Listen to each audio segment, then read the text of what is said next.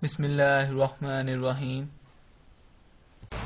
Myself, Aleem Ahmed, and my group fellows are Muqas Ahmed and Faisal Munir, and we are going to present the production of sulfuric acid.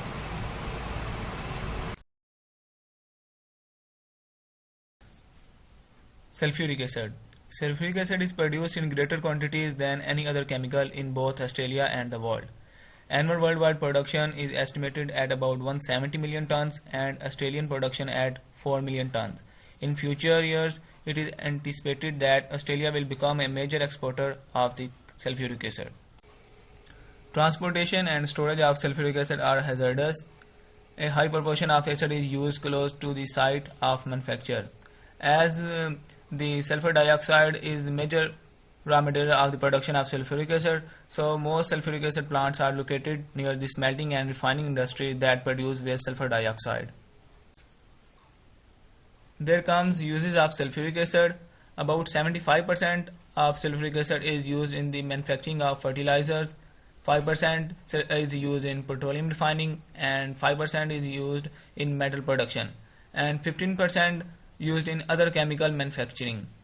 It is also used in manufacturing of paper, household detergents, pigments, dyes and drugs. It is also used in electrolyte in car batteries. Superphosphate is a fertilizer which is manufactured by using sulfuric acid. Many Australian soils are phosphorus deficient and it must be added to that land. During superphosphate manufacture, insoluble calcium phosphate contained in rock phosphate is converted to a soluble form that plants can absorb. The reaction takes several weeks to occur. The reaction shows below. The final mixture of this reaction is superphosphate. It is crushed into a powder and bagged for easy distribution. Although Queensland has deposits of phosphate rock, it is not really used as a reactant. Instead, we use rock phosphate that comes from North Africa as it is cheap and readily available. Sulfuric acid is also used as a strong acid. Pure sulfuric acid is viscous liquid that reacts with water in two steps. The first step has proceeded virtually to completion. The second step has a much smaller Ka value. It is used in the pickling of iron and steel. This is where the iron oxide is removed from the surface of the iron. A large amount of heat is evolved during the process of pickling. For this reason, when preparing sulfuric acid, you always add acid to water slowly with continuous stirring. We never add water to acid because this can cause the water to boil and the acid to splatter, which is very dangerous. Concentrated sulfuric acid is a powerful dehydrating agent. As shown in this reaction, when sugar is reacted with sulfuric acid, it is converted to carbon and water. The dehydrating ability of sulfuric acid is often utilized in laboratories to dry gas mixtures that are being prepared or analyzed. It is not suitable for bases as they will react with the acid. Concentrated sulfuric acid is a very strong oxidizing agent, especially when it is hot. Sulfuric acid can be reduced to sulfur dioxide, sulfur or hydrogen sulfide depending on the temperature, the strength of the reductant involved and the mole ratio of the reactants. The following reactions can occur when zinc is added to sulfuric acid. In first reaction, sulfuric acid is reduced to sulfur dioxide gas.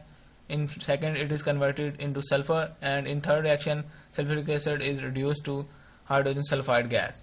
Like other strong acid, dilute sulfuric acid is react with zinc to produce hydrogen gas, as shown in this reaction.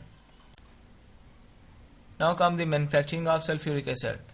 Sulfuric acid is manufactured using the contact process. In this process, there are three stages. In first stage, the sulfur is converted into sulfur dioxide gas, and then sulfur dioxide gas is converted into sulfur trioxide gas, followed by the conversion to the acid. The process can be summarized below.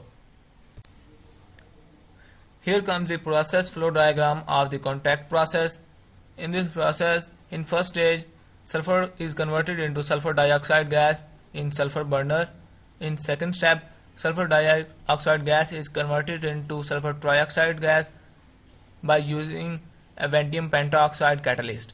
And in third step, sulfur trioxide is absorbed into water to get sulfuric acid. the raw materials for the production of sulfuric acid. The sulfur dioxide used to produce sulfuric acid is obtained from two principal sources. First, combustion of sulfur recovered from natural gas and crude oil, and the second one is sulfur dioxide formed during the melting of sulfide ores of copper, zinc, or lead. A third process can be used from mining of underground deposits of elemental sulfur, but this is not used in Australia due to the first two being in high abundance.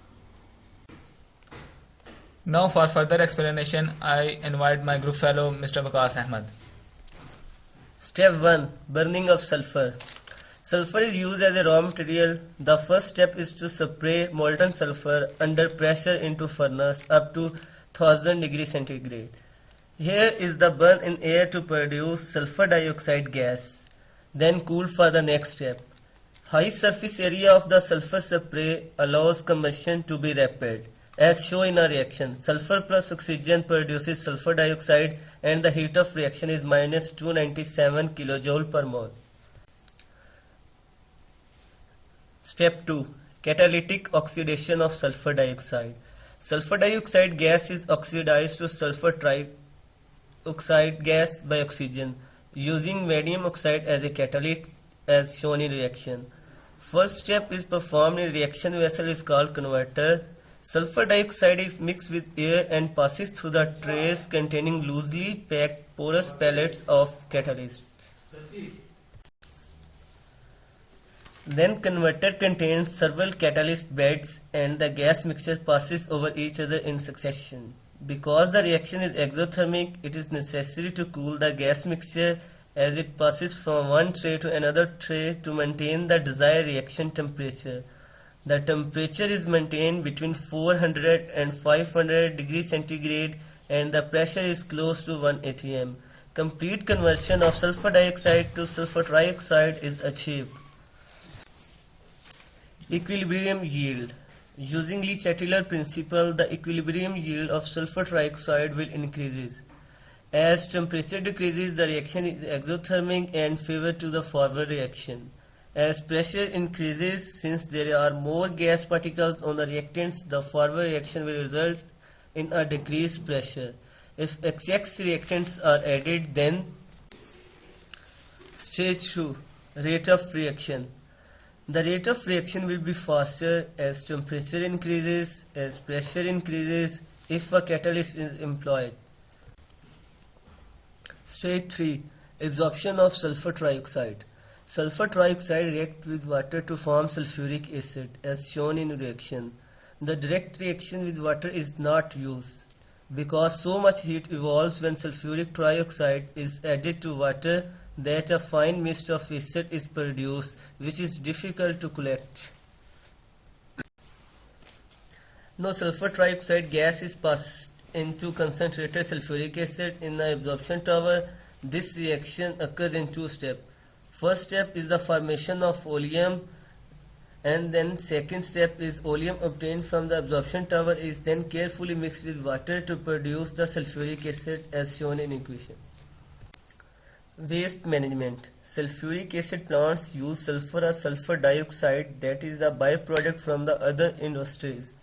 To maximize their conversion of sulfur dioxide to sulfur trioxide, most plants now use double absorption process. Any unreacted gas from the absorption tower is passed over the catalytic beds again and repassed through the absorption tower. This improves the percentage of sulfur dioxide converted from 98% to better than 99.6%. Now for further explanation, I invite Mr. Faisal Munir.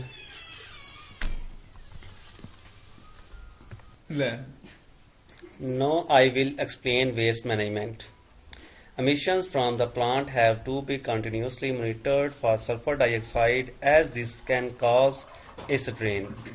The amount of sulfuric acid mist emitted from the process is minimized by controlling the operating temperature of the absorber, gas flow rates and concentrations. Improvements in conversion have also been made by adding small amounts of cesium to the vanadium oxide catalyst to increase its efficiency and allow it to operate at low temperatures. Cesium doped catalysts are about 3 times more expensive than the usual vanadium oxide catalyst. There is relatively little solid waste produced from sulfuric acid manufacturing. The catalyst is dumped in landfill after recovering the mildly toxic vanadium. The cooling water is recycled. All three processes are exothermic, meaning energy is produced. This energy is used to generate its electricity or as a source to produce other chemicals.